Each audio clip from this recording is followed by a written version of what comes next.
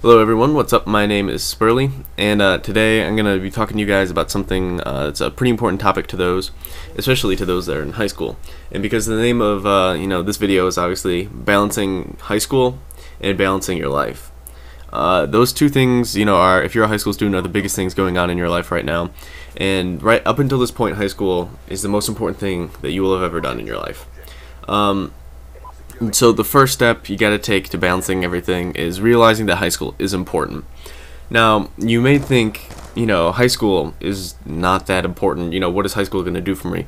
But in and of itself, high school is not that important. What high school can either do to you is either limit your options in life in your future, or it can expand the options that you'll have in your future and in your life. And you really don't want to limit your life, because when you limit your life, you're limiting your pay, you're limiting you're limiting where you live, you're limiting a lot of things if you don't choose to take high school important, if you don't choose to make high school important. And the first thing that can happen as a result of your high school experience, and not experience, but of your high school and how your performance in high school, is your college options. A part of a college option is either going to college or not going to college. Not going to college, you are seriously limiting yourself to, no education, essentially. You're not going to get paid that well, if you don't go to college. And let's see, in high school, a high school student, they're going to make minimum wage. And, minimum wage is it's not a high pay grade at all, and you won't be too happy with, a very low pay grade like that. And you're going to be stuck with that, unless you go back and you earn your degrees. But even that point, why not just do it right the first time instead of spending more money, and instead of, having to put all that time in there. I mean, you got a lot of catching up to do if you have to go back and do it. So you have to realize that that's what high school can do for you. And, if you go to college, but you didn't do too well in high school, you're also limiting yourself there. I mean, there's really no doctors out there that didn't do their best in high school. And there's some things that you can't do, like if you end up going to community college. It's still college, but at the same time, you're not going to receive the same kind of job opportunities and workplace opportunities as someone who went to your state college, your state school, or your something like Harvard or Yale, any Ivy League school. You're seriously limiting your options unless you go to a university. If you're not going to university, you're not doing yourself any much good. The second thing is you got to study. And I'm not just saying you got to go over your work, but you gotta you gotta know what you're doing. And this section is all about knowing. You have to know exactly what's going to be on your test. If you're in a math class, say you're in Algebra 1 or Geometry, you got to know what's going to be on that test. You got to know what unit you're in. You got to know what kind of questions you're going to be asked. You got to know specifically. And teachers will generally tell you, what's on the test. And even a lot of teachers the day before the test will go over what the material will be on the test. And if you don't pay attention because you're like, oh, this is just a review day, some review days, I will admit, are pretty pointless. But, if a teacher's going to be going on what's on a test, those are usually going to be the days where you need to pay attention. Because teachers are usually very nice when they go over what's going to be on the test. That's they're being really generous with that, and you really should take advantage of that.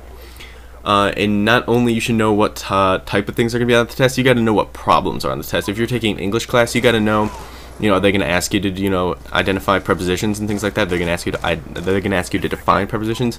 You got to know what types of problems.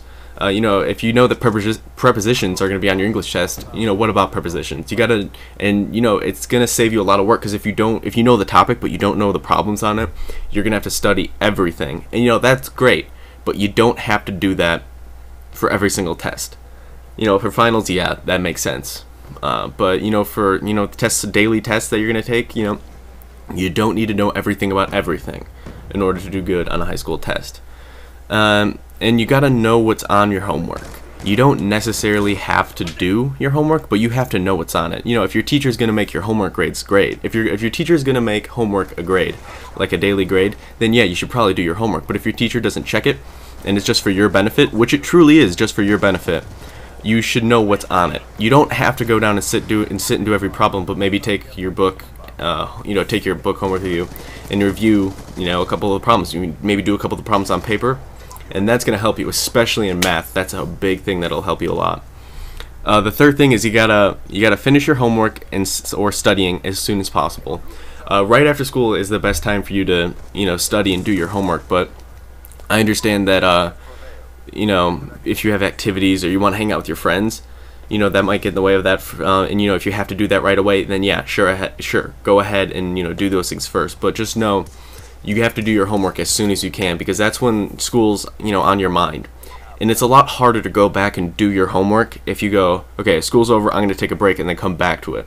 It's a lot harder to go school, fun, school. It's a lot harder to do that, just to go school and then push and get your homework out of the way, and then you have the rest of the night or day to do whatever it is that you want. But if your friends are like, hey, let's go out and grab something to eat after school, don't be like, oh no, I got to do my homework.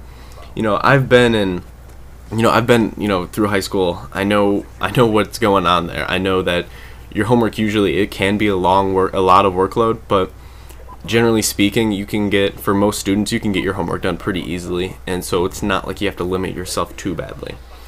Also, just know the later that you set it off, the more likely you're just not going to do your homework. And like I said in the last tip, it's not about completing every problem. It's about knowing every problem.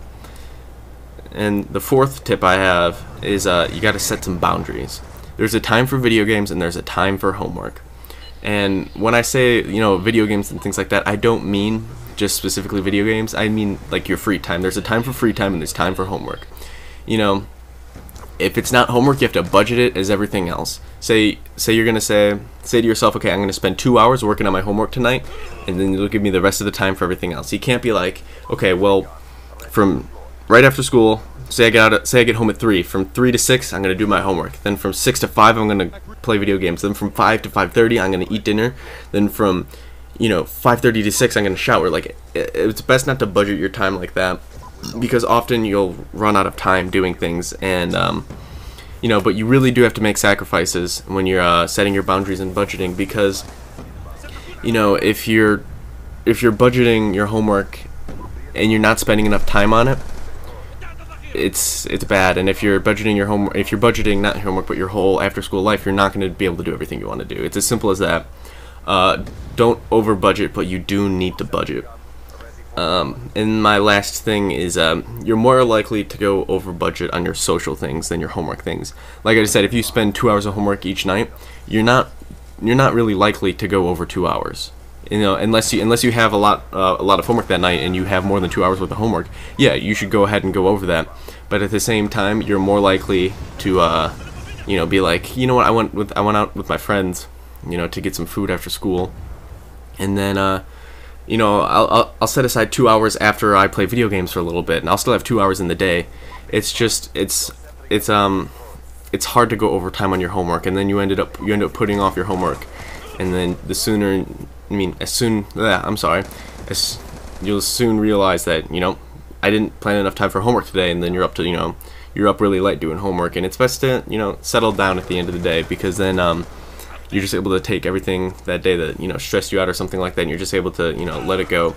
So it really is best to do your homework as soon as you can, and to not over budget yourself, and not to go over budget on social things. But thank you guys. Those are my tips for doing well in high school and balancing your social life. If you guys have any other tips, you could leave them in the comments. I'm sure that would help out a lot of people. But if you don't, that's nice. I really hope that these tips can really help you, and if it does help you, let me know in the comments. That's also great, and it would be awesome if you could like the video if you're into that kind of thing. I'm not begging for them, but yeah, I thought about this video a lot, and trust me, it works. I use it from my own personal experience. You can try it out on your own and see if it works for you or not. But anyway, that's just about all the time I have. Thank you guys for watching. I really do appreciate it, and I'll see you next time.